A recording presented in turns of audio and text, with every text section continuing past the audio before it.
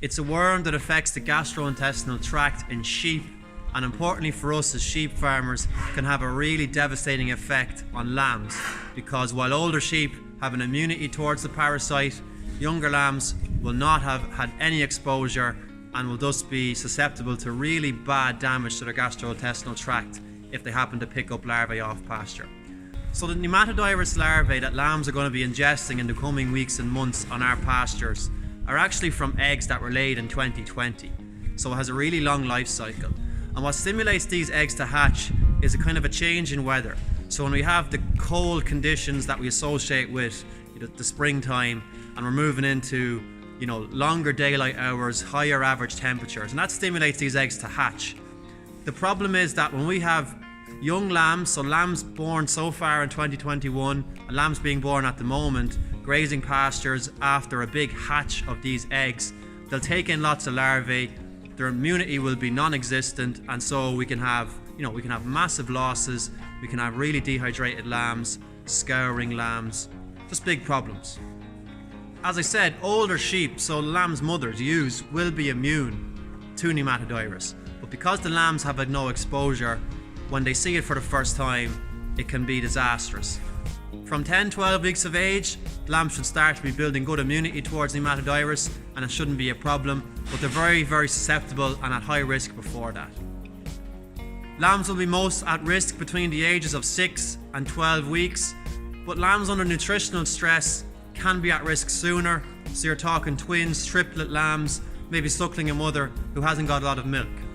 So based on weather to date and what's forecast, here in Ireland, we're predicting that the hatch is going to be a week earlier. So we're predicting that the peak hatch is going to happen in the first 2 weeks in April.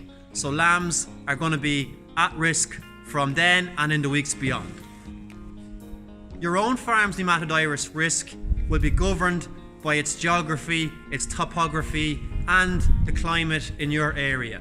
So pay close attention to our own website and other agri-media outlets in the coming weeks to see when your risk might be at its highest. But we target it with our white wormers. Why? It's to do with the resistance story. We know there's no resistance, or very, very little resistance, among Nematodirus towards white wormers. However, the worms that we see later in the season, the likes of our brown stomach worm, black scourworm, there is high levels of resistance among those worm species towards white wormers.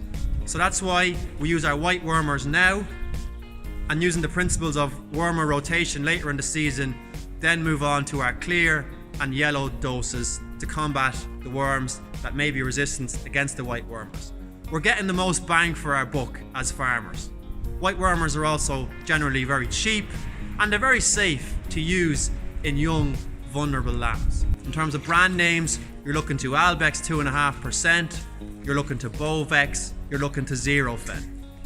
Depending on how the season unfolds in the coming weeks and the burdens on the specific paddocks on your farm, there may be 2 white wormer treatments required, and that'll either be at 2-week intervals or at 3-week intervals. Exercise caution with Nematodirus because the symptoms are very similar to what we see with coccidiosis, and in this case a benzimidazole will not work against coccidiosis.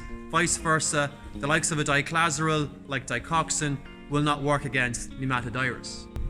If you're unsure as to whether you have coccidiosis or Nematodirus infection, look to do a quick fecal sample. It's very easy to differentiate between the 2 parasites under a microscope.